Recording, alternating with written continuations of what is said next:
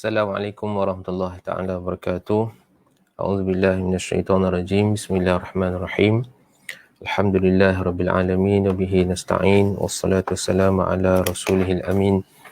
Sayyidina Maulana Muhammad wa ala alihi wa ashabihi ajma'in. Rabbi shrah li sadri wa yassir li amri wahlul 'uqdatam min lisani yafqahu qawli. Subhanaka la ilma lana illa ma 'allamtana innaka antal alimul hakim. Rabbi yassir wa la tu'assir fa inna tasyira kulla asir alayka yasir. Allahumma taminna bil khair, Allahumma taminna bil khair, Allahumma taminna bil khair bi rahmatika ya arhamar rahimin, amma ba'. Yang saya muliakan Nasabul Fadilah, para asatiza, tuan-tuan guru, tuan-tuan dan puan-puan sidang penonton dan pendengar dan rahmati Allah Ta'ala sekalian. Alhamdulillah, pertamanya kita rafakkan kesyukuran pada Allah Subhanahu Wa Taala pada malam ini. Alhamdulillah tuan-tuan, kita sekali lagi dapat bersama-sama dalam siri Sembang Santai Falak dengan merujuk kepada buku Mukhtasar Ilmu Falak, insya-Allah. Dan alhamdulillah tuan-tuan, pada malam ini kita telah berada pada malam 2 Zulqaidah yang bersamaan dengan 12 Jun. Dan alhamdulillah tuan-tuan, pada malam ini insya-Allah tuan-tuan, kita akan meneruskan pengajian kita, perbincangan kita dalam buku Mukhtasar Ilmu Falak ini seterusnya insya-Allah. Dan tuan-tuan, pada malam ini kita kalau boleh insya-Allah saya akan cuba tamatkanlah kalau dapat untuk kita bincangkan secara kata apa, santai dan juga dengan merujuk kepada buku ini, kepada perbahasan mengenai kaedah penentuan arah kiblat. Baik tuan-tuan, alhamdulillah tuan-tuan dan puan-puan sekalian, terima kasih kepada mereka yang bersama-sama kita pada malam ini. Alhamdulillah, terima kasih kepada Fadil Ustaz Amri, sahabat-sahabat daripada Bahagian Falak dan Sumber Maklumat di Jabatan Mufti Negeri Sembilan. Alhamdulillah, terima kasih Tuan Haji Hazari daripada Brunei. Alhamdulillah, buku Mukhtasar alhamdulillah dah sampai ke Brunei. Terima kasih banyak Tuan Hazari kerana sudi membelilah ataupun membaca buku yang dikarang oleh kami, insya-Allah. Baik tuan-tuan, insya-Allah tuan-tuan, pada malam ini kita akan meneruskan perbincangan kita dalam kaedah penentuan arah kiblat. Cuma secara biasanya tuan-tuan saya akan kongsikan ayat Quran dalam awal-awal perbincangan kita ini. Cuma tuan-tuan, seperti mana kalau tuan-tuan masih ingat perbincangan kita dalam awal-awal hari itu, dalam Quran ataupun para ulama sering menyatakan bahawa Allah Subhanahu Wa Taala telah memberikan kepada kita dua ayat. Yang pertama disebut sebagai ayatul maqru' dan kedua disebut sebagai ayatul manzur. Ayatul maqru' dan ayatul manzur. Yang disebut sebagai ayatul maqru' itu ialah ayat-ayat Quran yang dibaca. Maqru' itu dibaca, punya mukjizat yang begitu tinggi, punya hikmah yang begitu tinggi, punya mempunyai kehebatan yang begitu tinggi dari pelbagai sudut, pelbagai segi, dan perbahasannya yang tidak akan habis kalau kita gali rahsia-rahsianya itu. Dan orang kata tidak akan hilang kehausan bagi orang yang menghirup air daripada Al-Quran itu, dan menunjukkan betapa luasnya Al-Quran itu. Itu ayatul maqru'. Yang saya kongsikan tuan-tuan pada malam ini ayatul maqru', ayatul manzur, ayatul manzur, iaitu ayat yang dilihat. Masya-Allah, tabarakallah tuan-tuan. Alhamdulillah, saya ucapkan setinggi-tinggi kesyukuran kepada Allah Subhanahu Wa Taala kerana pada kemarin tuan-tuan kami pergi melihat anak bulan di lokasi di Perak, iaitu di Batu Hilal, Pantai Pasir Panjang, dan dalam keadaan PKP pun alhamdulillah tuan-tuan dapat selamat sampai ke sana. Dan alhamdulillah waktu awal-awal sampai tu keadaan agak berawan dan ada macam bunyi macam nak hujan jugalah pada awal-awalnya itu. Tetapi alhamdulillah tuan-tuan, dengan izin Allah Subhanahu Wa Taala, dengan berkat doa daripada sahabat-sahabat tuan-tuan dan puan-puan sekalian, alhamdulillah hilal Zulhijjah, walaupun usianya lebih daripada 24 jam lah kalau ikutkan dalam data, tetapi alhamdulillah tuan-tuan, walaupun dalam keadaan yang agak berawan, kalau tuan-tuan dapat lihat dalam gambaran ini, masya-Allah, Kalau saya boleh nak gambarkan betapa indahnya hilal, minta maaf ni kan bukan Zulhijjah ni, Zulkaidah, minta maaf tuan-tuan ya. Zulkaidah ni, minta maaf tuan-tuan, tersilap ambil gambar ni. Minta maaf tuan-tuan, hilal Zulkaidah. Tapi nak tunjukkan di sini bagaimana tuan-tuan betapa indahnya hilal Zulkaidah yang dapat dilihat pada kemarin. Dan masya-Allah, Allah Subhanahu taala telah mengizinkan untuk kami melihat, dan juga dimaklumkan beberapa lokasi lagi lah di negeri-negeri lain juga dapat melihat anak bulan dengan baik, alhamdulillah. Dan juga beberapa lokasi-lokasi seperti di sebelah Sabah dan juga Sarawak juga dapat melihat anak bulan dengan baik, alhamdulillah. Okey, dan saya nak kebetulan ini bukan hilal Zulhijjah tuan-tuan, hilal Zulhijjah kita nak raya haji nanti ni. Ini hilal Zulkaidah, minta maaf tuan-tuan. Tersilap point ini. Ada satu gambar lain sepatutnya. Okey, baik. Moga-moga tuan-tuan semoga Allah Taala memberikan rahmat pada kita dalam bulan Zulkaidah yang menjelang tiba ini, dan nanti bulan Zulhijjah. Dan masya-Allah tuan-tuan, kalau tuan-tuan lihat pada maghrib tadi, kita akan dapat lihat juga bagaimana hilal Zulkaidah yang agak tinggi di sebelah ufuk barat ditemani pula dengan planet Zuhrah ataupun Venus yang berada di bawah tu. Masya-Allah, sangat cantik ya. Jadi inilah sebahagian daripada ilmu falak tuan-tuan yang kita belajar dan kita hayati dengan menikmati keindahan ciptaan Allah Subhanahu taala ni, dan kita pulangkan baliklah segala keindahan, segala kecantikan alam yang Allah Taala ciptakan ini kepada kebesaran Allah Subhanahu wa taala, insya-Allah tuan. Okey, saya nak buat pentulan sekali lagi ya. Ini hilal Zulkaidah, bukan hilal Zulhijjah, minta maaf tuan ya. Okey, insya-Allah. Okey, pada malam ni tuan-tuan kita akan teruskan perbincangan kita dengan perbahasan mengenai petunjuk-petunjuk kiblat dengan menggunakan kompas. Dengan menggunakan kompas. Baik tuan-tuan. Dalam siri kuliah yang lepas kita ada bincang sikit lah, tapi oleh kerana tak sempat habis, jadi malam ni tuan-tuan saya ulang balik insya-Allah tuan-tuan. Dan kalau tuan-tuan yang sudah ada buku, boleh merujuk pada halaman 97 pada halaman buku kita ini. Baik. Baik. Kaedah seterusnya tuan-tuan dalam menentukan arah kiblat ini adalah dengan menggunakan kompas. Kalau saya rujuk dalam buku Sabil Muhtadin, dia menyebut bahawa kompas ini disebut sebagai Baitul Ibrah, Baitul Ibrah. Dan tuan-tuan, kalau kita juga merujuk kepada beberapa tamadun-tamadun lain tuan-tuan, kompas ini pun ada beberapa nama-nama lah yang diberikan dengan maksud kompas tersebut. Tapi maksud di sini bahawa penggunaan kompas ni sebenarnya adalah penggunaan yang telah pun kata luas lah penggunaannya, sama ada untuk penggunaan yang kemudian kita menggunakannya bagi menentukan arah kiblat, tapi lebih kepada asalnya untuk menentukan arah utara selatan. Okey. Baik tuan-tuan, tuan-tuan boleh rujuk pada halaman 97 halaman 97. Baik. Di mana penggunaan kompas untuk menentukan arah kiblat boleh dilakukan dengan mudah pada hari ini. Okay, saya baca dulu tuan-tuan kalau kita lihat tuan-tuan, penggunaan kompas ni adalah penggunaan yang boleh dikatakan sangat mudah, murah dan juga cepat. Kita dapat menggunakan ataupun menentukan arah kiblat itu bila kita menggunakan kompas. Peralatannya pun tuan-tuan boleh beli dengan harga yang murah dan mudah untuk didapati, dan juga tuan-tuan terus boleh mendapatkan arah kiblat tersebut berbanding dengan beberapa kaedah yang kita kongsikan sebelum ini. Contohnya macam kaedah tongkat istiwa, tongkat istiwa pada halaman 96 tu, di mana kalau kita lihat tongkat istiwa ni kena ambil sebelum matahari zawal ataupun sebelum zuhur dan selepas zuhur. Maknanya masa yang diambil tu agak panjang.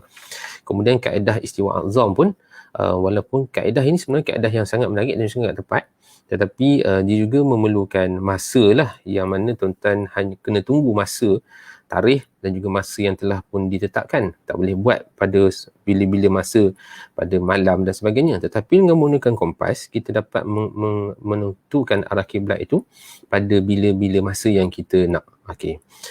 Cuma nanti insya-Allah saya akan kongsikan beberapa perkara lah yang kita nak lihat. Okey. Dan ini dapat dilakukan bila kita mengetahui nilai azimut kiblat. Okey, nilai azimut kiblat seperti mana yang saya kongsikan bersama dengan tuan-tuan. Kalau yang ada buku boleh buka muka surat halaman 100. Di situlah nilai azimut kiblat yang mana telah kami masukkan azimut kiblat tersebut dalam ruangan jadual pada halaman 100 tu, jadual azimut kiblat di Malaysia, bermula daripada Perlis, daripada utara sampailah ke Sabah, Sarawak dan mencapai sampai ke Labuan, sampai ke Brunei, Singapura. Maknanya kalau kita dapat lihat dalam azimut kiblat kita, dalam lingkungan tuan-tuan, kalau kita kata di Malaysia sajalah, maknanya dalam lingkungan 290 darjah hingga 293 darjah. Lebih kurang begitulah, 290 darjah hingga 293 darjah. Okey. Jadi secara umum, dan kalau tuan-tuan yang berada di KL, di Selangor contohnya, arah kiblatnya adalah 292. Tuan-tuan yang berada di sebelah Johor, tuan-tuan ada 292, ada 293. Okey, itu contoh tuan-tuan Baik. Dan untuk mendapatkan tuan-tuan nilai aplikasi, untuk mendapatkan azimut kiblat ni, sebenarnya tuan-tuan boleh menggunakan pelbagai aplikasi lah. Pelbagai aplikasi. Ini sebelum kita nak menggunakan kompas ni, kena tahu dulu azimut kiblat dia. Antaranya tuan-tuan ada saya kongsikan bersama-sama, mungkin ada sebahagiannya pun dah tak valid dah kan, kerana buku ni dah disusun agak lama. Tetapi tuan-tuan bolehlah rujuk kepada beberapa perisian yang orang kata boleh kita approve lah dari sudut tepat itu. Contohnya menggunakan perisian Easy Qibla ataupun calculation azimut kiblat yang diterbitkan oleh pihak JAKIM dan sebagainya, dan juga beberapa rujukan-rujukan seperti mana yang saya kongsikan dalam buku ini daripada isolat, daripada kalkulator falak yang dibangunkan oleh Cikgu Mat Taufan dan sebagainya. Okey, baik. Jadi tuan-tuan, dari sudut mencari arah kiblat, okey, di sini, dalam slide ini tuan-tuan, ada saya kongsikan beberapa jenis kompas. Ada yang jenis kompas prismatik, seperti mana gambar yang ada di sebelah kiri tadi tu kan. Ni kan, sekejap nak gerak-gerakkan sikit bagi tuan-tuan dapat kan. Okey, ni kompas prismatik. Yang ini kompas ni tuan-tuan, harga dalam RM30, RM20, begitulah harga dia. Kalau biasanya kami buat kursus falak, inilah antara kompas yang menjadi pilihan kami, kerana dia murah, boleh dikatakan murah lah. Dalam RM30, RM20 tu orang boleh beli lagi lah. Dan dari sudut ketepatan ataupun dia punya ralatnya pun agak rendah, kerana dia tak menggunakan liquid di dalam kompas ini. Ada yang menggunakan mercury dan sebagainya, tapi ini tak, dia gantung saja kompas tu. Okey, jarum kompas tu. Okey, ini satu. Dan ini tuan-tuan, saya yakin tuan-tuan biasa di telefon kita masing-masing ada kadang-kadang ada apps ataupun ada aplikasi kompas yang sebenarnya bukan untuk menunjukkan arah kiblat, tapi kita boleh manipulate dia lah untuk mencari arah kiblat. Okey, itu yang kedua. Yang ketiga adalah, ini kompas ni memang kompas khas, dibuat untuk mencari arah kiblat. Kompas khas yang memang dibuat untuk mencari arah kiblat. Okey. Namun tuan-tuan, apa yang saya sebut ni perhatian, tanbih. Kalau dalam kita baca dalam kitab fiqh, kita ada tanbih, iaitu kita perlu faham bagaimana nak menggunakan kompas ataupun apps. Yang pertama tuan-tuan, walaupun dia adalah murah, mudah dan juga cepat, tapi kita kena tahu jugalah macam mana nak menggunakan kompas ini. Dan kalau dia melibatkan apps ataupun aplikasi, kita kena tahu macam mana aplikasi itu berfungsi. Okey, baik Dan nanti insyaAllah saya akan pergi balik kat sini, tapi tak apalah, kita sebut dulu. Uji di tempat yang kiblatnya telah disahkan tepat. Contohnya tuan-tuan, maknanya kalau tuan-tuan nak pastikan bahawa kompas yang kita beli tu ataupun kaedah yang kita gunakan tu betul ke tidak. Jadi tuan-tuan boleh gunakan di lokasi yang kita dah kenal pasti arah kiblatnya. Contoh dekat masjid, surau, musola yang berdekatan dengan rumah kita tuan-tuan, ataupun tuan-tuan dah pastilah arah kiblat di satu lokasi dalam rumah tu berdasarkan kaedah istiwa azam. Okey, jadi kita nak uji kita punya kompas tersebut sama ada betul ataupun tidak. Jadi kita boleh gunakan. Itu sebagai satu cara untuk memastikan bahawa kompas ni dapat berfungsi dengan baik. Kadang-kadang ialah tuan-tuan, dia nama peralatan, kadang-kadang kita beli dan kadang-kadang kita beli rosak. Jadi kadang-kadang kita pun tak tahu bahawa kompas tu rosak. Ataupun kita salah menggunakan kompas tersebut. Sepatutnya bacaan dia begini, tapi kita baca begitu. Contohnya begitu. Okey, baik. Okey. Dan tuan-tuan, yang disebutkan sebagai azimut itu, yang kita lihat pada halaman 100 ni, yang disebut azimut tu apa sebenarnya? Okey, saya minta izinlah kepada tuan-tuan yang mungkin dah banyak kali mendapatkan ataupun belajar pasal falak ni. Saya rasa azimut bukan satu istilah yang asing lah pada tuan-tuan, tapi kita pukul katalah, saya akan cuba terangkan secara ringkas saja. Yang disebut azimut itu adalah merujuk kepada nilai yang dibaca daripada north, iaitu merujuk kepada utara, mengikut arah jam. Mengikut arah jam ataupun mengikut pusingan jam. Mengikut pusingan mana daripada utara sini adalah 0 darjah. Kedudukan di sebelah timur ini adalah 90 darjah, dan di sebelah selatan ni adalah 180 darjah, dan di sebelah barat ini adalah 270 darjah. Okey, jadi azimut kiblat itu adalah merujuk kepada nilai yang dibaca daripada sini 0 darjah. Berapakah nilai azimut kiblat? Okey, contohnya tuan-tuan yang ada dalam slide ini, tuan-tuan boleh, ini ada singkatan daripada apa yang ada dalam halaman 100 tu lah. Ini antara lokasi-lokasi yang saya hitung secara kasar sajalah tuan-tuan. Kalau nak detail memang kena dapatkan nilai minit saat je lah. Tapi untuk penggunaan kompas, saya rasa cukuplah sekadar kita ambil nilai darjah saja. Pasal kalau tuan-tuan lihat dalam kompas ini pun bacaannya setakat darjah saja, minit pun tak ada dalam ni kan. Okey, jadi dan nilai di dalam Malaysia tuan-tuan, dan kalau saya boleh sebutkan sikit, kalau di sebelah Brunei, kalau saya salah minta tolong betulkan Tuan Haji Hazari, dalam lingkungan 290 hingga 292, ataupun kalau kita telajak sikit ke sebelah selatan Johor ataupun sampai ke Singapura tuan-tuan, kita akan dapat 293. 293 kalau tuan-tuan dapat lihat dan ni. Okey, jadi berdasarkan kepada nilai ni sebenarnya dah cukup dah untuk kita mencari arah kiblat. Maknanya kalau kita tengok di sini pun tuan-tuan, nilai dia pun dalam 2 darjah satu sesungut ni. Okey, jadi tuan-tuan yang disebutkan sebagai azimut kiblat adalah bacaan ini ni 20, 40, 60, 80, 100, 120, ini adalah nilai azimut dia. Okey, baik. Dan tuan-tuan, okey. Kita nak menggunakan kompas ini, tuan-tuan, tuan-tuan boleh lihat pada halaman 98 dan 99, ataupun tuan-tuan boleh lihat saja dekat slide yang saya kongsikan ini juga. Okey. Antara kelebihan kita menggunakan kompas ini. Okey, kita cerita dulu tentang kelebihan menggunakan kompas. Antara kelebihan dia, jarum kompas sentiasa menunjukkan arah utara selatan. Saya rasa tuan-tuan semua sedia maklum, kerana jarum yang ada di kompas itu sebenarnya dia akan menunjukkan ke arah utara selatan, dan yang utara tu biasanya ditandakan dengan warna merah. Biasanya ditandakan dengan warna merah. Ada yang saya lihat ditandakan dengan warna jarum tu warna merah, kemudian dicalik sikit warna hijau. Contoh kan. Baik. Saya tak pastilah sama ada dia adalah merupakan warna standard bagi kompas ataupun macam mana, saya tak pasti. Okey, baik. Kompas merupakan satu alat pedoman yang ringkas dan sangat berkesan. Okey, maknanya dia kalau kita bawa pun kita letak dalam poket ke, ataupun kalau tuan-tuan punya apps kompas dalam phone, maknanya tuan-tuan boleh bawa ke mana saja kita pergi. Ia mudah untuk digunakan di mana saja. Bila kita nak pakai, kita buat keluar daripada poket kita, terus boleh pakai, terus boleh guna, contohnya kan. Okey. Murah untuk dibeli, malah untuk dihasilkan. Maknanya kalau kita bila dapat dijual dengan murah, maknanya dia dapat dihasilkan dengan murah lah. Okey, baik. Cuma tuan-tuan sekadar perkongsian sajalah tuan-tuan. Kalau kita lihat kompas ni pun sebenarnya kalau tuan-tuan beli yang lebih mahal, maka nilai ketepatan dari sudut ukuran tu akan lebih tinggi lah. Itu sedikit pengalaman lah. Kalau tuan-tuan macam saya kongsikan macam kompas prismatik ni harga RM30 kan.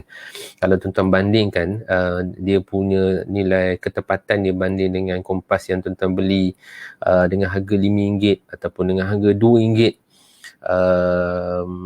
ataupun yang tuan-tuan beli keychain dapat kompas atas tu kan, maknanya dia ada nilai ketepatannya jauh lebih besar lah. kalau sekiranya harga tu lebih mahal. Kompas-kompas macam kompas Sunto dan sebagainya itu kompas-kompas yang ada yang harga sangat mahal lah. Dan bahkan kompas yang digunakan oleh Jabatan Mufti pun untuk mengukur arah kiblat dengan menggunakan kompas Ushikata tu pun harga dia kalau tak silap saya lebih kurang dalam harga RM5,000. Makanya itu merupakan harga yang agak mahal lah kan. Kalau kita nak beli secara personal, saya ingat mungkin tak mampu lah, ataupun kalau tuan-tuan yang ada bolehlah beli. Okey, baik. Tetapi ia juga ada kelemahan. Ada kelemahan. Pertama, kerana kompas ni tuan-tuan, dia sangat dia berfungsi dengan utara magnetik, merujuk kepada utara magnetik. Maka bila utara magnetik, dia akan terkesan dengan unsur besi. Jadi bila kita menggunakan kompas ini berdekatan ataupun di lokasi yang dalam bilik contohnya, ataupun tuan-tuan meletakkan kompas itu di atas meja besi contohnya, maka dia akan ada nilai ralat di situ, ataupun dalam bahasa Inggeris saya ingat disebut sebagai magnetic field. Nilai-nilai magnetik yang memberikan kesan kepada ketepatan bacaan kompas itu. Jadi ini kita kena alert supaya bila kita menggunakan kompas itu, jangan kita letakkan di tempat meja yang memang pure besi, ataupun di bangunan yang mungkin di sebelahnya itu ataupun di dalamnya itu memang ada banyak besi-besi, magnet dan sebagainya. Maka ketika itu kalau kita menggunakan kompas ni memang tak dapat beri kesan bacaan yang tepat. Kurang berkesan di dalam bangunan kerana kadang-kadang tuan-tuan untuk pengukuran lah yang memerlukan ketepatan yang tinggi, kadang-kadang kita tak boleh menggunakan kompas kerana dia beri nilai tarikan magnetik itu kadang-kadang berbeza-beza bila kita berada dalam bangunan ataupun dalam bilik. Okey, jadi ini antara kelemahannya lah, antara kelemahannya. Okey. Cuma untuk menggunakan kompas ni, mana yang pertama kita kena pastikan tiada tarikan magnetik. Maknanya bila kita menggunakan kompas nanti, cuba pastikan bahawa tiada tarikan magnetik di sekitar kita, dan jangan letak kompas itu di atas. Contohnya kalau saya pun cuba juga letak atas lantai tuan-tuan, kadang-kadang ada juga tarikan magnetik, mungkin ada besi dekat bawah lantai tu dan sebagainya kan. Okey. Dan yang letak, kemudian bila kita letak tu, letak di tempat yang rata. Maknanya kalau tuan-tuan pegang kompas itu, maka pastikan tuan-tuan pegang kompas itu dengan kedudukan kompas itu dalam kedudukan rata, rata. Jangan kita sengit kan, tuan-tuan. Mana kompas tuan-tuan Kalau tuan-tuan boleh nampak saya dekat sini. Ini contohnya, contoh kompas. Maknanya tuan-tuan jangan mana kamera. Okey, jangan buat macam ni. Tuan-tuan pusing cari di mana kedudukan arah kiblat, tak boleh. Tuan-tuan kena flat macam ni supaya jarum tu dapat berfungsi dengan baik, dia dapat berpusing dengan baik. Kalau kita buat macam ni ataupun buat macam ni, tuan-tuan, maka ketika itu kompas ni dia sangkut, dia tak boleh berfungsi dengan baik. Jadi tuan-tuan kena pegang. Ini contohlah kompas prismatik. Kompas prismatik yang harganya pun murah je lah. Lebih kurang dalam RM20-30 saja tuan-tuan. Okey, baik. Kemudian tuan-tuan, seterusnya semak bacaan di luar bangunan. Maknanya antara perkara yang kita boleh lakukan bila kita nak menggunakan kompas ini, sama ada tepat tak tepat, kita guna di luar bangunan sebelum kita masuk dalam bangunan. Ini cara salah satu untuk kita semaklah kompas kita ni boleh berfungsi dengan baik ataupun tidak. Sebab bila kita berada di luar bangunan dengan di dalam bangunan, kalau diberikan nilai yang sama, maka ketika itu kita boleh assume dia kompas ni dapat berfungsi dengan baik di dalam rumah ataupun dalam ruang tersebut. Kalau diberikan nilai yang berbeza, maknanya kemungkinan bahawa tuan-tuan kena cari alternatif lain, ataupun dalam pengalaman kami tuan-tuan kena cari lokasi dalam rumah tu yang kurang nilai magnetik dia. Okey. Dan untuk pastikan kompas tu berfungsi dengan baik, maka semak, macam saya sebutkan tadi, semak dulu di lokasi yang telah diketahui arah kiblat dia. Okey, itu sebagai contoh yang tuan. Okey, baik. Okey. Okay, saya tengok ada beberapa sahabat. Okey, selalunya Tuan Zahari kata selalunya kompas sebagai arah yang tak konsisten. Okey, betul. Sebab itu saya katakan tadi, sebenarnya kita kena tahu macam mana kompas dia berfungsi lah. Kalau dia tak konsisten, kita kena cari jalan macam mana dia konsisten. Dan kita boleh betulkan nilai ketidak konsistenannya tu. Kalau betul lah istilahnya tuan-tuan. Okey, baik. Okey. Okey, sekarang ni saya cuba nak tunjukkan dulu bagaimana kita nak menggunakan kompas dengan model yang pertama. Model ni lah yang saya pegang ni tuan-tuan ya. Okey. Okey, kalau pertama tuan-tuan, dalam kompas ni dia ada nilai azimut kiblat tadi macam yang saya sebutkan tadi. Maka nilai azimut kiblat katalah adalah 291 291. Okey. Maka kalau tuan-tuan kita laraskan kompas tersebut sehingga kalau kompas yang saya gunakan ni, saya buat contoh ni, dia ada satu penanda dekat bawah ni. Maknanya bila penanda tu tepat ke sini, kita pusingkan tu, maknanya kompas tersebut akan menunjukkan ke arah yang kita nak ni. Ni kompas ni bukan kompas kiblat kan. Kompas ni kompas biasa, tapi kita nak gunakan macam arah kiblat. Okey.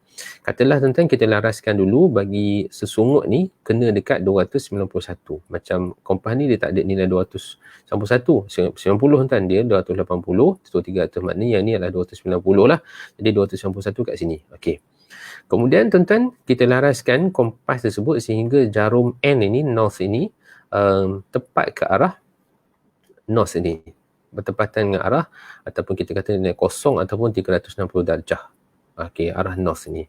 Maka bila kita dapat nilai ni, terus tuan-tuan, kompas yang kita dah laraskan tadi mengikut arah ni, dia akan menunjukkan ke arah 291. Jadi ini adalah arah kiblat. Ini adalah arah kiblat. Arah kiblat bukan north ni, arah kiblat yang ini, arah kiblat yang ni. Okey. Okey, jadi sebenarnya memang mungkin kalau tuan-tuan yang dah biasa tak masalah lah Tapi kalau mungkin tuan-tuan yang tak biasa untuk menggunakan kompas ni, sebenarnya mungkin kita perlu bersemuka lah, ataupun tuan-tuan kalau ada kesempatan boleh hadir selepas PKP nantilah, kalau sekiranya ada kursus-kursus bentuk arah kiblat yang dibuat oleh Jabatan Mufti dan sebagainya, ataupun mana-mana NGO dan sebagainya, Persatuan Falak, maka tuan-tuan boleh ikut serta lah, ikut serta. Okey, baik Okay, itu kaedah yang pertama dengan menggunakan kompas ni, model ini. Okey. Kemudian tuan-tuan, ini kompas ni juga agak popular kerana kompas ini selalunya dululah kita kata kompas ni selalu orang balik Mekah beli dan sebagainya. Ada pelbagai jenis lah tuan-tuan ya. Yang ini model ni yang kat tangan saya ni tuan-tuan, saya ingat tuan-tuan pun biasa tengok kan. Yang ni, nilai ni. Okey, yang ini pun tuan-tuan pun saya rasa ramai orang pakai. Ramai orang pakai. Baik. Jadi menggunakan kompas yang nak menggunakan kompas yang tadi, yang sebelum ni. Okey. Kerana pertama tuan-tuan kena dapatkan dulu bacaan kiblat melalui menu yang berikan. Dalam gambar PowerPoint tu ada saya letakkan contoh. Kalau kita beli kompas tu, dia ada manual dia dalam kertas yang telah diberikan. Contohnya dalam, tuan-tuan saya tunjukkan balik. Contohnya dalam ini, model kompas yang saya tunjukkan ini, tuan-tuan akan dapati bahawa ada model kompas di dalam ni. Ada dia punya manual dia. Ada manual dia terselit di dalam ni, terselit di dalam dekat belakang ni tuan-tuan. Mungkin ayah kita kan, mak kita beli kompas lama, dia kata macam mana aku nak gunakan ni. Sebenarnya dekat belakang ni dia ada dua pintu lah istilahnya kan. Ada dua pintu dekat belakang ni tuan-tuan. Dan model yang saya beli ni pun dia dah ringkaskan nilai bacaan itu, di mana kalau sekiranya contoh kalau perak kita ambil 85. Perak 85. Okey. Maka kalau perak 85, saya besarkan balik tuan-tuan ya. Okey, 85. Maka kita kena letakkan jarum utara ni ke nilai 85. Kita bukan pusing ke arah nilai kosong pada maklumat ni. Yang maklumat ni kena pusing 85. Maka bila nilai jarum merah ini tunjuk pada nilai 85, secara automatik terus gambar ni, gambar mihrab ataupun gambar apa ni, kalau kita kata menara ni, ini adalah menunjukkan kepada arah kiblat. Gitu.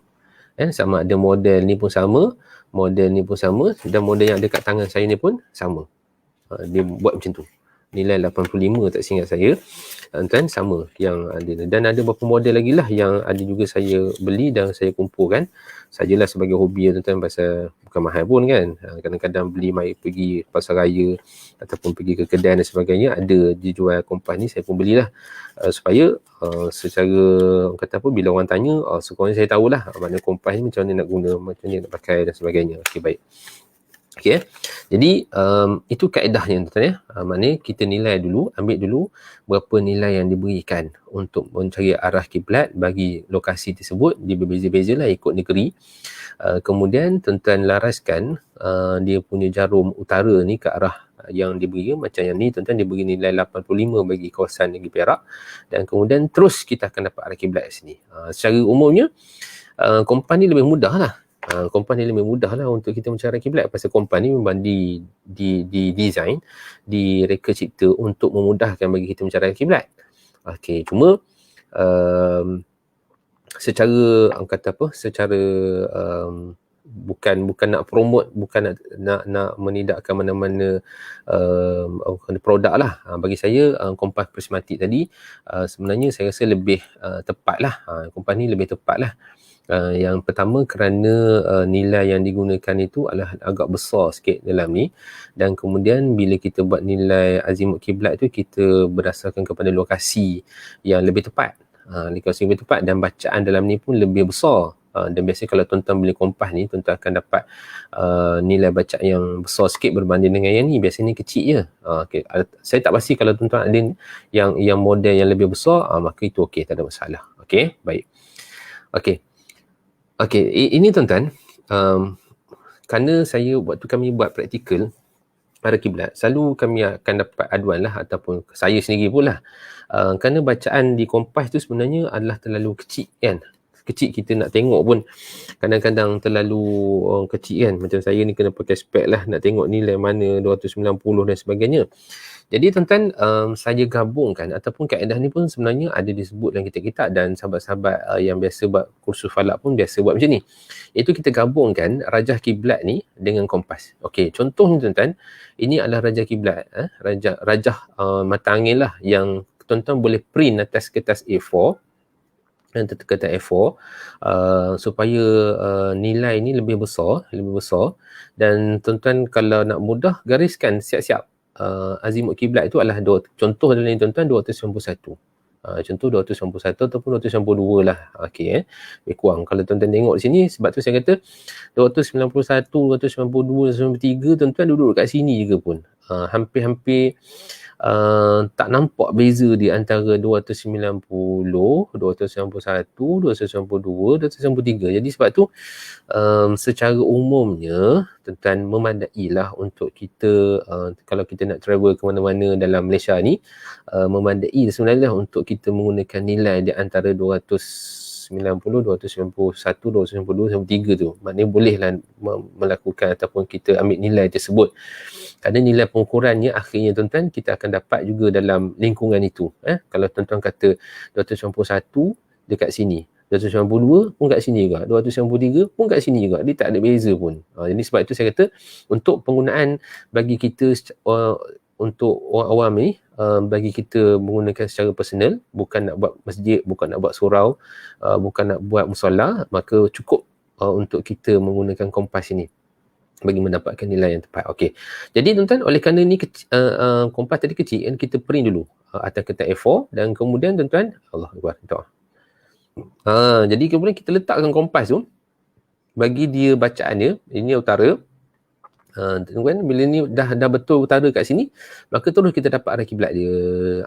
Jadi tuan-tuan, dia lebih mudah dan lebih saya rasa dia lebih mudah untuk kita tentukan arah kiblat lah. Kerana kita dah ada line, ada garisan arah kiblat kat sini, dan kita boleh buat print. Kalau tuan-tuan rasa nak besar lagi, tuan-tuan print lah lagi besar kan, besar daripada A4 apa, A3 ke kan, nak print besar mana, boleh print, tak ada masalah. Okey, jadi di situ tuan-tuan dapat terus arah kiblat. Ini antara salah satu kaedah lah. Kalau mungkin tuan-tuan yang ada guru-guru sekolah nak buat praktikal bagi menggunakan mengukur arah kiblat ataupun mencari arah utara, selatan, timur, barat dengan menggunakan kompas. Jadi kaedah ni boleh memudahkan ataupun boleh membesarkan arah itu. Okey, baik, insyaAllah. Okey, baik. Okey, minta maaf lah tuan tak tengok pula dalam ni buku kita ni, lebih kurang samalah tuan Okey, yang kalau tuan-tuan boleh rujuk dalam buku kita sekejap sambil lalu tuan-tuan, kalau kita ikutkan model contoh model kompas A. Inilah kompas yang saya sebut tadi, kompas prismatik. Ini ni kompas ni pada halaman 101 tu. Jadi dia ada nilai yang tuan-tuan boleh dapatkan ukuran dan sebagainya, ada pembaris dan sebagainya. Ini model-model lah yang tuan-tuan boleh dapatkan. Dan juga kompas B, kompas ni adalah kompas menentukan arah kiblat. Memang khas dia menentukan arah kiblat. Jadi pastikan jarum N itu north itu menunjuk kepada nilai 85 seperti mana manual yang ada diletakkan dalam buku tu. Dan ada dalam halaman 103 ni contoh yang tuan-tuan boleh, kalau tuan-tuan boleh nak print ke, nak besarkan daripada ni, ataupun tuan-tuan boleh cari dalam sumber internet dan sebagainya, dan kemudian cuba untuk besarkan nilai tersebut dan kemudian dapatkan garisan arah kiblat, dan kemudian tuan-tuan boleh gunakan bersama dengan kompas. Ini kaedah yang kita gunakan bersama supaya dapat mudah lagi mencari arah kiblat. Okey, baik. Alhamdulillah tuan-tuan, selesai dalam perbahasan kompas. Jadi kita pergi kepada kaedah seterusnya. Ini kaedah yang juga sangat menarik dan juga mungkin sangat popular lah di kalangan orang lama kan, orang lama kita, ayah-ayah kita, di mana menyatakan bahawa arah kiblat itu boleh ditentukan dengan arah matahari terbenam. Okey, baik tuan-tuan Okey, tuan-tuan boleh rujuk pada buku kita. Saya rujuk pada buku. Okey. Secara umumnya, masyarakat sering merujuk kepada arah matahari terbenam sebagai panduan arah kiblat. Okey. Memang kalau kita ikutkan, arah matahari terbenam ni boleh dijadikan sebagai panduan arah kiblat. Yang pertama, kerana dia merujuk kepada arah barat. Kalau dalam konteks kita di Malaysia, arah kiblat kita pun menghadap ke arah barat. Jadi matahari pun terbenam di sebelah barat. Jadi kita boleh menggunakan arah matahari terbenam sebagai panduan arah kiblat. Boleh. Okey, boleh dulu. Kita sebut boleh. Okey. Dan kalau sekiranya tuan-tuan, namun adakah ia benar? Memang benar lah. Memang benar. Cuma ada beberapa perkara.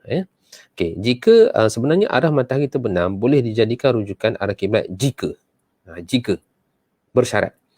Jika arah matahari bersamaan dengan arah kiblat. Ini direct to the point, maknanya kedudukan matahari itu, itulah kiblat. Kedudukan matahari itu, itulah kiblat. Sekiranya arah matahari tersebut sama dengan arah kiblat. Ini kalau tuan-tuan, maknanya kalau kita nak fahamkan kita punya audio, maknanya tuan-tuan boleh bayangkan situasi yang sama macam peristiwa Istiwa Azam. Kerana waktu peristiwa Istiwa Azam, matahari itu berada pada sudut yang sama ataupun pada nilai azimut yang sama dengan arah kiblat, iaitu 291. Maka kalau sekiranya arah matahari terbenam ini sama dengan kedudukan arah kiblat, maka kita boleh gunakan teruslah. Kita boleh gunakan terus. Okey.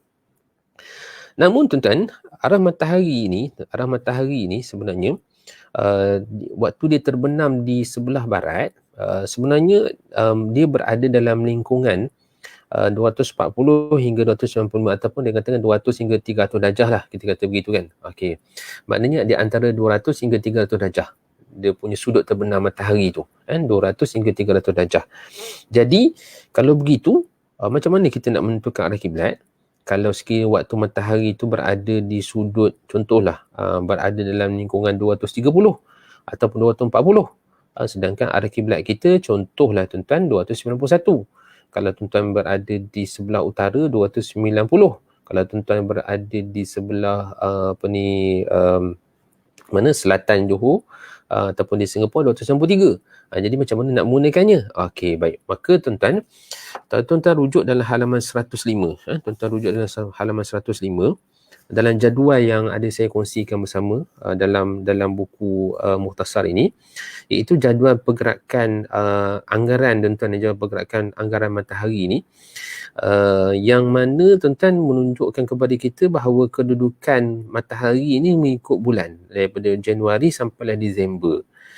Secara umumnya kalau tuan-tuan yang tak ada buku, yang boleh lihat dalam gambaran dalam slide yang saya kongsikan ini, maknanya kalau kita dapat lihat bahawa matahari, kedudukan matahari terbenam tu dia bergerak. Memanglah okey, maknanya kalau sekarang ni tuan-tuan, ini adalah arah barat lah, arah barat.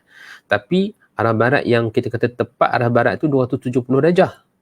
Arah barat tepat tu 270 darjah. Sedangkan kedudukan matahari terbenam ni bergerak-gerak.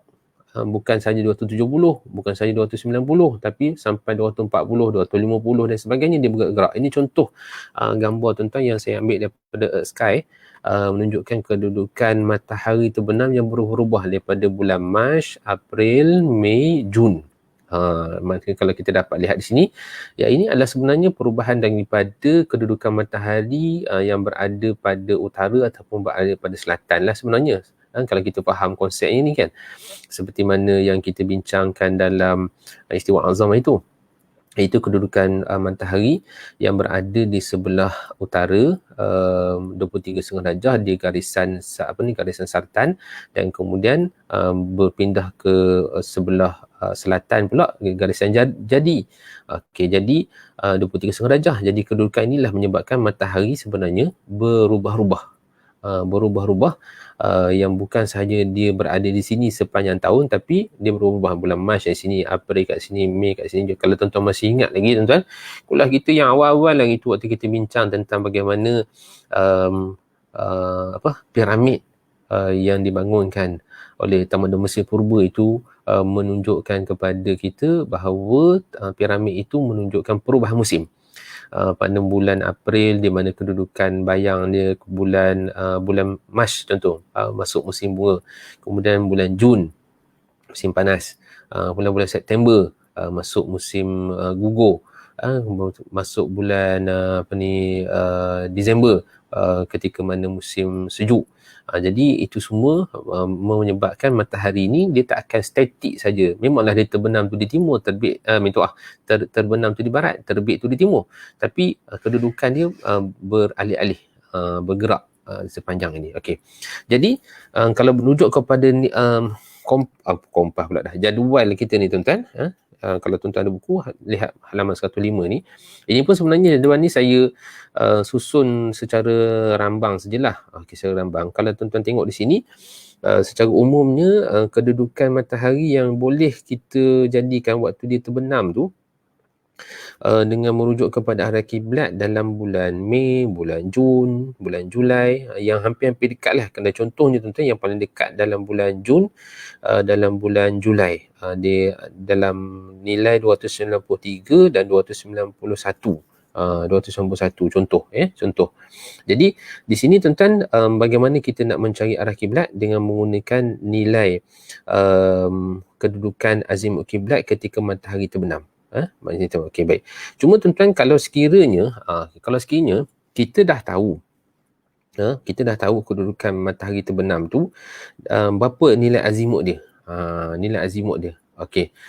Contohnya tuan-tuan, yang saya tunjukkan dalam buku ni, dan juga berdasarkan kepada slide yang ada juga saya kongsikan ni. Okey. Ini dengan menggunakan anggaran jari itulah, yang kalau tuan-tuan dapat, biasa kita dapat lihat macam mana kedudukan jari telunjuk kita, satu jari tu nilai 1 darjah, 5 darjah, 10 darjah, 15, 25 tu. Maka ini boleh membantu kita bagi menganggarkan kedudukan kiblat kita. Okey, baik. Contohnya tuan-tuan, dalam bulan April.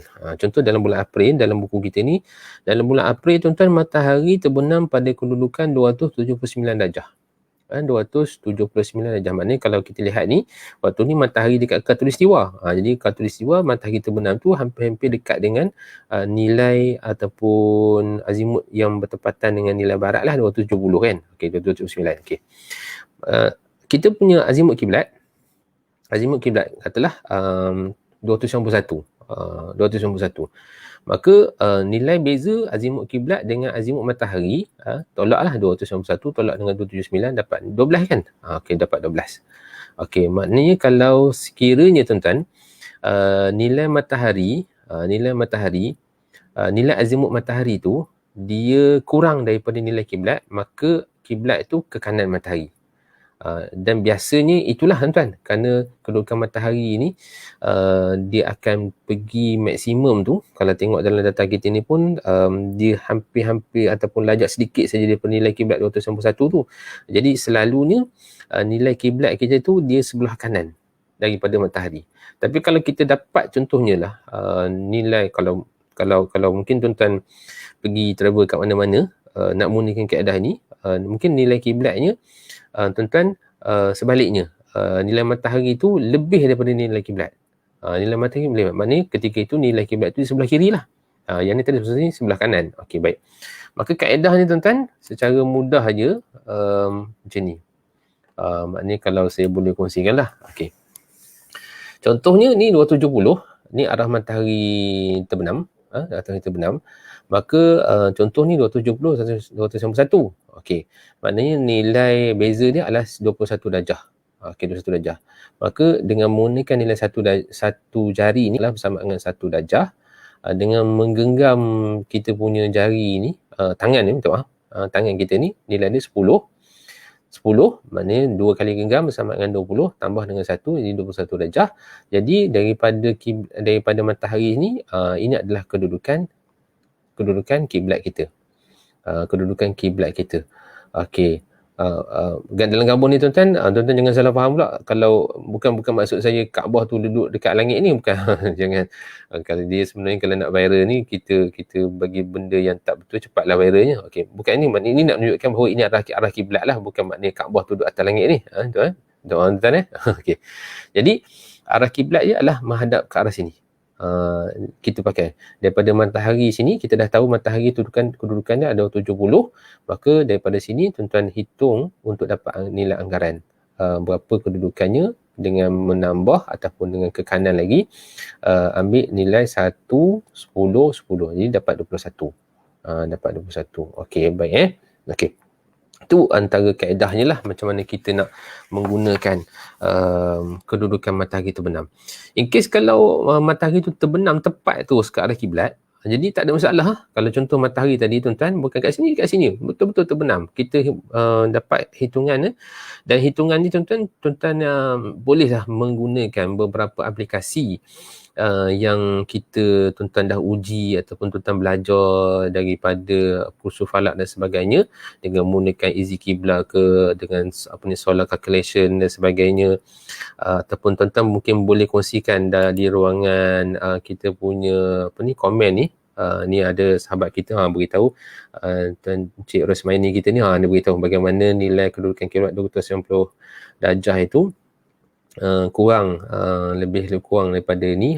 Ni antara kaedah lah tuan-tuan yang mungkin kita boleh gunakan bagi menentukan arah kiblat kita berpandukan kepada kedudukan bayang matahari terbenam. Kedudukan matahari terbenam. Okey, contohnya kan. Okey. Atau mungkin tuan-tuan boleh kongsilah dalam di ruangan komen ni, kalau tuan-tuan nak kongsikan apa aplikasi yang tuan-tuan dah uji dan terbukti tepatlah dari sudut penggunaan azimut kiblatnya. Kalau saya tuan-tuan, saya gunakan antaranya sun calculator, easy qibla, dan ada beberapa software lagi lah, macam yang Planet Drop pun saya ada pakai, Sun Compass pun boleh digunakan, Sun Surveyor. Ini antara beberapa apps lah yang digunakan untuk mencari nilai azimut kiblat. Walaupun kadang-kadang saya gunakan 2-3 apps untuk menentukan sama ada nilai azimut kiblat itu tepat ataupun tidak. Tapi bila kita dah guna beberapa kali, jadi kita tahulah yang mana lebih tepat. Okey. Jadi ini antara kaedah yang tuan-tuan Okey, baik. Okey, seterusnya tuan-tuan, ini adalah kaedah pengukuran bayang matahari. Pengukuran bayang matahari. Okey, tuan-tuan boleh rujuk pada halaman 106. Pengukuran bayang matahari. Okey. Kaedah ini memerlukan seorang itu mengetahui nilai azimut kiblat dan azimut bayang matahari. Okey. Ini masih lagi kita perlukan azimut kiblat lah. Azimut kiblat macam saya sebutkan tadi, kalau kita ada dekat Malaysia ni antara 290 hingga 293 tu lah. Okey, kita katalah tuan-tuan, dalam contoh ni tuan-tuan, sekali lagi saya gunakan nilai 291. Saya gunakan 291. Okey. Dan tuan-tuan, kita juga memerlukan pengetahuan tentang azimut bayang matahari. Azimut bayang matahari ini contoh izi kiblah lah. Izi kiblah yang biasa kita gunakan dan tuan-tuan pun biasa gunakan izi kiblah ni. Saya rasa bukan asing lah kerana dihasilkan oleh Tok Guru kita juga, Cikgu Mat Taufan. Okey. Jadi bila kita dapat nilai ni, azimut kiblatnya pun kita dah dapat dan kita pun dah dapat dia punya nilai azimut matahari, maka tuan-tuan, selepas itu kita boleh mengira ataupun membuat satu pengiraan ringkas. Pengiraan ringkas, saya rasa antara pengiraan dalam buku ni, antaranya lah yang memang dalam buku ni tuan-tuan memang kita minimumkan kiraan tu supaya kalau boleh tak ada kiraan langsung, tapi kami masukkan jugalah sedikit kiraan ringkas. Ini ringkas saja tuan-tuan, tak terlalu tinggi sangat lah. Okey, baik. Dengan menggunakan mencari nilai tangent theta, iaitu beza azimut kiblat yang bersamaan dengan jarak azimut kiblat dari matahari. Ini yang jarak kita nak cari nanti ni, dan kita bahagikan dengan panjang garis bayang. Okey, maknanya kalau tuan-tuan tengok di sini, ini minta maaf lah tuan-tuan, ni ustaz mengajar matematik ni dia lain kot bahasanya. Saya minta maaf lah kalau silap sebut istilah. Maknanya kalau kita lihat ni, tangent, yang ini adalah sisi bertentangan dan ini adalah sisi bersebelahan. Kalau betul, minta maaf tuan-tuan kalau saya silap. Okey, baik. Maka bila kita dah dapat dia punya kedudukan matahari dan juga kita dah dapat azimut kiblat, maka okeylah kita pun dapat nilai sini. Mana kita ambil nilai azimut kiblat, kita ambil nilai azimut matahari, maka kita dapatkan beza dia, maka kita akan dapat nilai 21. 21, maka kita akan dapat beza azimut kiblat adalah 21. Tangent 21 darjah di sini. Okey. Kemudian tuan-tuan, bila matahari tu dah ada, maka pada waktu yang kita dapatkan nilai azimut matahari tu katalah 270 darjah, maka kita pun buat satu garisan. Buat satu garisan. Ini kaedah ni tuan-tuan dengan menggunakan pembaris dan juga pen. Tanpa menggunakan jangka sudut. Menggunakan pen dan juga pembaris saja. Saya dapat kaedah ni berdasarkan kepada sebuah buku di Pandai Indonesia. Okey, kaedah ni so, dapat ni, kita pun garis. Kita pun garis. Kemudian tuan-tuan, kita nak cari nilai ni. Iaitu nilai ni. Daripada sini ke sini. Maka tuan-tuan pun buatlah pengiraan dia. Dengan ambil jarak azimut kiblat dari matahari ni sama dengan tangent 21 kali dengan nilai panjang ni tuan-tuan yang kita ambil biasanya untuk mudahkan tuan-tuan kita ambil 10 cm. Tuan-tuan boleh nak buat 6 cm boleh, nak buat 10 cm boleh, nak buat 20 cm pun boleh. Tapi untuk mudahkan kira-kira kita buat 10 cm lah. Okey, dan pembaris kita pun ada lebih kurang 10 cm. Dia tuan-tuan gunakan pembaris 10 cm. Kalau 6 cm, 6 cm lah. Okey. Dan kemudian tuan-tuan kalau tengok dalam buku kita ni, tuan-tuan ambil nilai jarak azimut kiblat di matahari. Nilai ni kita nak cari sebenarnya 38 ni, kemudian sama dengan tangent 21 kalikan dengan 10. Maka kita akan dapat nilai jarak azimut kiblat dari matahari ni ataupun nilai sudut bertentangan itu adalah 38 cm. Okey. Jadi bila tuan-tuan dah dapat garisan ni, maka selepas tu tuan-tuan buat satu garisan di sini pula. Ini sudut tegak 90 darjah lah. Sudut tegak 90 darjah. Ini 3.8 cm. Kerana tuan-tuan kita dah dapat sini 3.8 cm dapat sini. Dan kemudian tuan-tuan ambil saja bacaan daripada sini terus masuk ke sini. Terus sambung ke titik ini.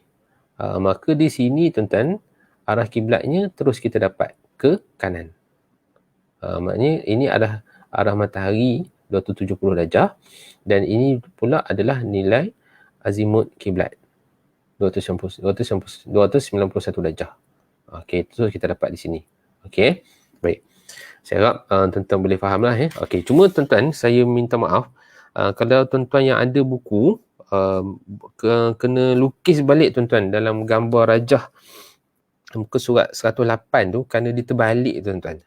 Saya minta maaf, mungkin waktu saya bagi pada pencetak mungkin saya pun tersilap menterbalikkan itu kan. Sepatutnya kalau tuan-tuan nak tulis dia punya rajahnya itu daripada bayang matahari daripada arah kiblat, bentuknya macam inilah. Matahari di sini, tuan, dan arah kiblatnya itu ke kanan kalau nilai dia 290 darjah. Ini tuan-tuan ni, kalau tuan-tuan tengok dalam halaman 108 ni, dia terbalik minta maaf lah tuan-tuan, terbalik pula. Okey. Okey, ini dengan menggunakan pembaris. Maknanya kita dapat nilai kita buat sedikit hitungan secara ringkas tuan-tuan. Dengan kita dapatkan tangent 21 ni, dan yang ini kita nak cari sebenarnya berapa nilai dia. Jadi kita dapat 3.8, maka kita pun dah dapat garisan ni 3.8 cm sampai sini, maka kita dapat daripada titik sini pada titik di sini, maka kita buat garisan, maka ini adalah arah kiblat dia. Yang ini bukan yang ini. Ini arah kiblat dia. Okey, ataupun tuan-tuan, ini sebenarnya cara susah lah dengan menggunakan pembaris. Tapi kalau tuan-tuan nak mudah lagi, tuan-tuan pakai jangka sudut je sebenarnya. Pakai jangka sudut je. Pasal apa? Dapat saja arah kiblat ni, dapat saja azimut kiblat ni, tuan-tuan, kita dah tahu azimut kiblat ni katalah 270, beza dengan azimut matahari ni 270, beza dengan azimut kiblat tadi berapa? 21 darjah. Maka tuan-tuan ambil lah bacaan ni, ambil nilai 21 darjah jangka sudut ni kan, baca daripada 90 ni, baca sampai 111, contohlah tuan-tuan, mungkin tak apa tepat ni, 111, maka kita dapatlah ketika itu nilai arah kiblat. Ini 90, 100, 110, 111. Maka kita dapat arah kiblat dengan menggunakan jangka sudut. Ini lebih mudah lah sebenarnya dengan peralatan-peralatan yang kita pakai ni tuan-tuan. Contohnya tuan-tuan, yang saya gunakan juga untuk kadang-kadang buat pengukuran arah kiblat di rumah-rumah. Ini contohlah, contoh yang mudah kita gunakan. Ada nilai, kita boleh ada dia punya nilai sudut, kita boleh baca kat sini. Kemudian bacaan dia pun ada daripada 0 darjah sehinggalah 360 darjah pusingan ni. Jadi kita boleh menggunakan. Ini lebih lengkap lah, kita dapat 360 darjah terus macam yang gambar ni, nilai dalam 180 darjah. 180 darjah. Okey, baik. Okey.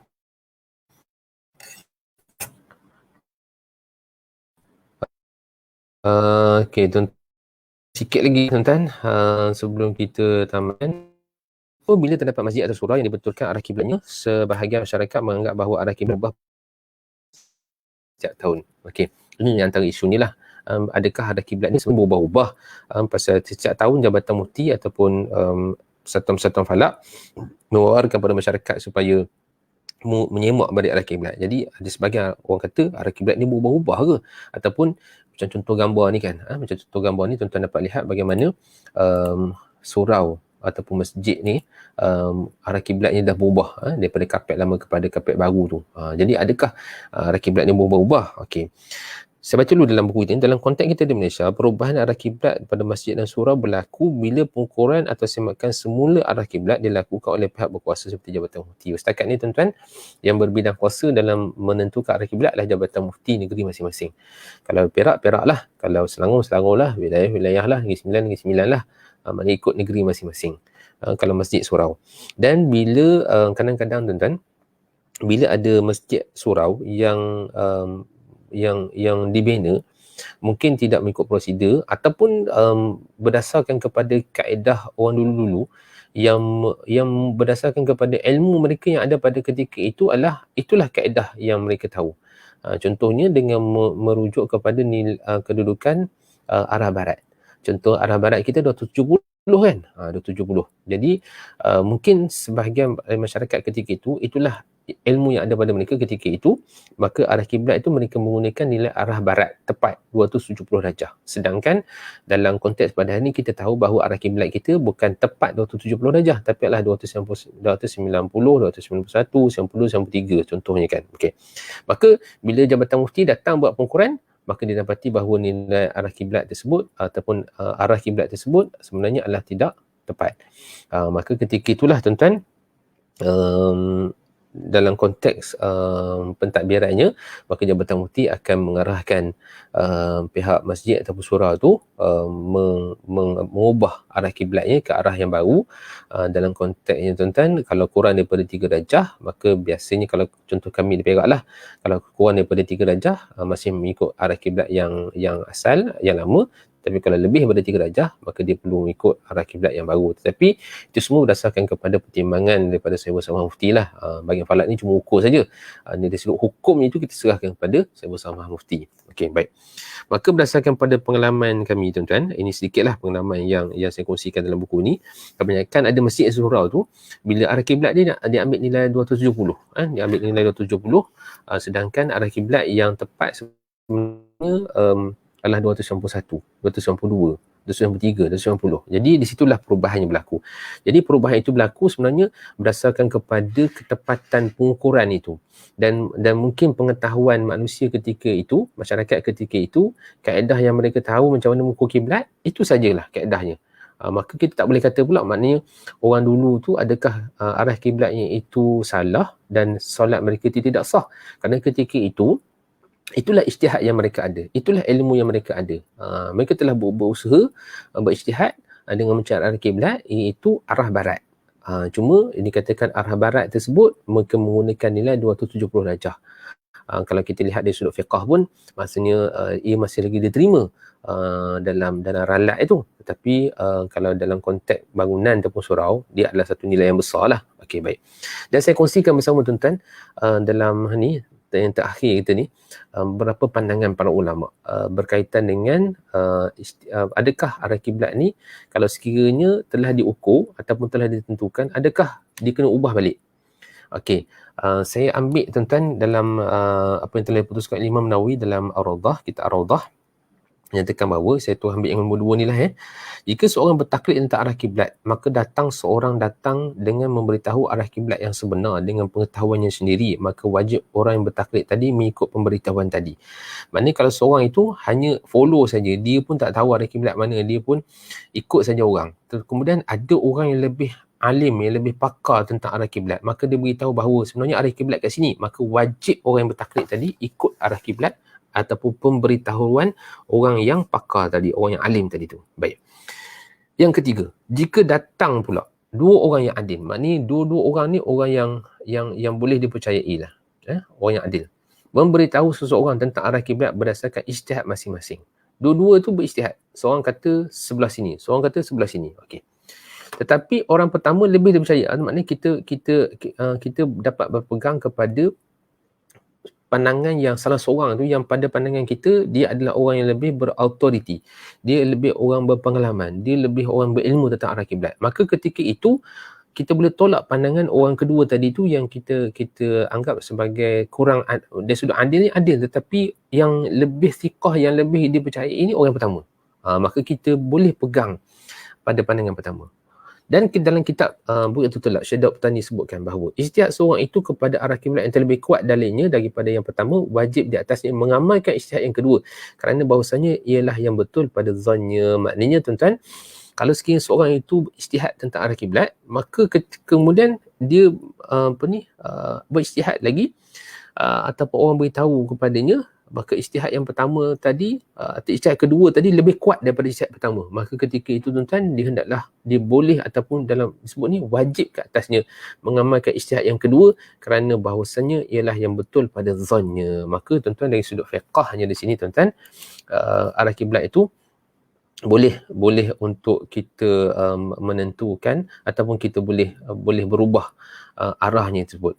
Dan dalam buku kita ni 110 tuan-tuan, akhir tu saya kongsikan bersama dalam ikut mazhab Syafi'i tuan-tuan, hanya dalam konteksnya Imam Nawawi mengatakan bahawa hanya mihrab masjid dan yang dikatakan tidak boleh diubah sama sekali hanyalah antaranya lah Masjid Nabawi. Ini masjid yang Nabi SAW tentukan sendiri arah kiblat. Ataupun sebagai ulama mengatakan bahawa masjid-masjid yang ditentukan oleh para sahabat, para sahabat-sahabat juga tidak boleh kita ubah arah kiblatnya itu. Antaranya arah masjid yang ada di Kufah, di Basrah, yang kebanyakannya para sahabat ramai di situ, itu sajalah masjid yang tidak boleh diubah. Sementara masjid lain, masjid rumah kita, masjid belakang rumah kita, arah kiblat dalam rumah kita sendiri, maka ianya sebenarnya tidaklah qat'i. Dia berdasarkan kepada ijtihad. Dia boleh berubah. Jadi tidaklah merupakan satu isu yang rigid sangat bila ketika mana ada perubahan arah kiblat tersebut. Dan dari sudut hukum pelaksanaan solat tersebut ianya adalah sah. Ianya adalah sah. Baik tuan-tuan. Okey, alhamdulillah tuan-tuan, saya rasa kita dapat menghabiskan bab yang ketiga dalam perbahasan kiblat kita. Alhamdulillah. Akulah sebenarnya ada beberapa poin lagi lah yang kalau nak kongsikan mungkin tak sempat lah tuan-tuan dalam ruang kuliah kita ni, tapi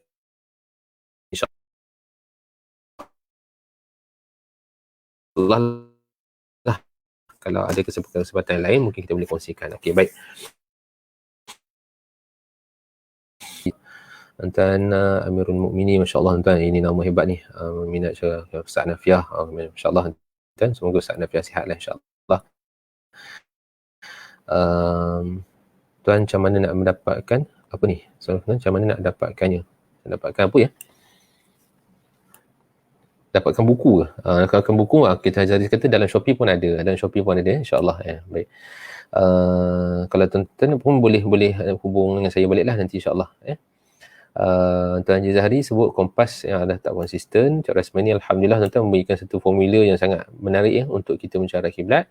Dan tambahan sikit untuk kompas, sekiranya melebihi 0.5 darjah mungkin sudah perlu buat kiraan deklinasi geodetik magnetik, menandakan medan magnetik bumi sudah memasuki kawasan Siberia. Okey, baik. Ini antara kaedah lah tuan-tuan ya, untuk kita buat balik dia punya pembetulan pada ralat magnetik, utara magnetik.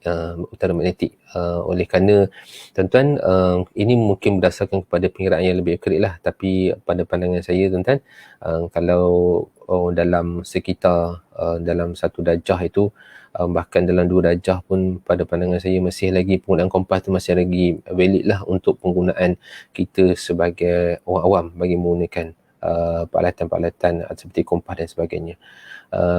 Cik Puan Alfred, Ustaz, barang itu apa nama dia? Barang apa ya? Kalau Puan boleh sebutkan apa?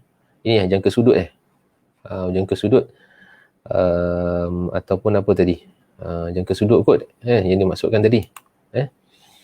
Al-Barin Al-Fakir, masya-Allah, ni tuan guru kita Fadil Ustaz Jumat tadi. Masih banyak Ustaz Jumat kerana sudi bertandang dalam ruang kita pada malam ini insya-Allah. Jadi saya rasa setakat itu saja dulu tuan-tuan, insya-Allah tuan-tuan, yang boleh saya kongsikan bersama pada malam ini, dan insya-Allah moga-moga tuan-tuan kita dapat bersua lagi dalam siri kuliah yang akan datang, yang kita akan masuk pula dalam bab takwim, insya-Allah tuan-tuan. Jadi moga-moga tuan-tuan pertemuan kita dirahmati oleh Allah Subhanahu Wa Taala, dan insya-Allah tuan-tuan dapat berikan barang bulat yang Ustaz tunjukkan tadi. Oh tu apa ya? Ini biasanya panggil jangka sudut lah. Jangka sudut lah. Jangka sudut. Ini. Kalau di Malaysia ni memang budak-budak sekolah sebagainya memang ada kedai-kedai alat tulis. Kedai-kedai alat tulis. Yang ni. Dia nilai dia adalah 0 hingga 360 darjah. Dan cuma di sini ni yang menariknya pasal dia ada ni, boleh gerak-gerakkan ni. Jadi kalau kita nak cari nilai 120, contoh yang kita gerakkan ni, okey, ini 120. Ni sini nilai 120. Itulah dia punya kelebihan dia. Saya tak tahulah, mungkin di Singapura ada yang lebih canggih ke dan sebagainya, ataupun tuan-tuan boleh beli melalui online dan sebagainya, ada banyak lah tuan-tuan. Okey, baik, insya-Allah. Terima kasih tuan-tuan. Sekadar perkongsian ringkas kita pada malam ini, moga-moga tuan-tuan bermanfaat, dan saya mohon maaf kalau sekiranya ada beberapa isu yang tidak dapat saya ulas dengan baik. Moga-moga tuan-tuan dapat meneruskan pengajian dalam ilmu falak, khususnya dalam bab kiblat ini, melalui kursus-kursus kuliah-kuliah dengan Al-Fadhil Ustaz, tuan-tuan guru yang lain, insya-Allah. Moga-moga tuan-tuan kita bersua lagi dalam siri kuliah akan datang. Wallahu ta'ala alam. Terima kasih tuan-tuan atas kebersamaan kita pada malam ini. Assalamualaikum warahmatullahi taala wabarakatuh.